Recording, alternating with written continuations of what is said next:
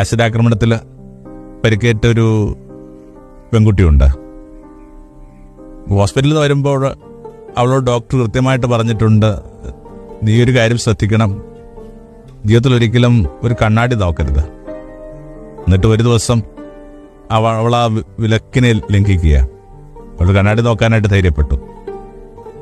വെറുതെ ഒരു നനഞ്ഞ ചാക്ക് ഇങ്ങനെ കണക്കൊരു വേറൊന്നുമില്ല, കണ്ണിൻ്റെ സ്ഥാനത്ത് 2 ചെറിയ കുഴികൾ മാത്രമുണ്ട്. അവളിങ്ങനെ കരയാൻ പോലും ആവാതെ വിറങ്ങലിച്ച് നിൽക്കുമ്പോൾ ഇതേ കണ്ണാടിയിൽ അവൾ കണ്ടു പുറകിലൂടെ ഒരു കരം നീണ്ടുവരുന്നു. എന്നിട്ട് ആ കരം പുറകോട്ട് അവളെ ചേർത്ത് പിടിച്ചുകൊണ്ട് ചെവിയിൽ ഇങ്ങനെ ഒരാൾ മന്ത്രിക്കുകയാണ്, യു ആർ മൈൻ, ഞാൻ നിൻ്റേതാ, അല്ലെങ്കിൽ നീ എൻ്റേതാ. ഇങ്ങനെ വായനയിൽ നമുക്കിങ്ങനെ അക്ഷരാർത്ഥത്തിൽ രോമണീറ്റി നിൽക്കാന്നൊക്കെ പറയുന്നത് ഞാൻ അനുഭവിച്ചത് അത്ര ഒരു വായനയില്ല.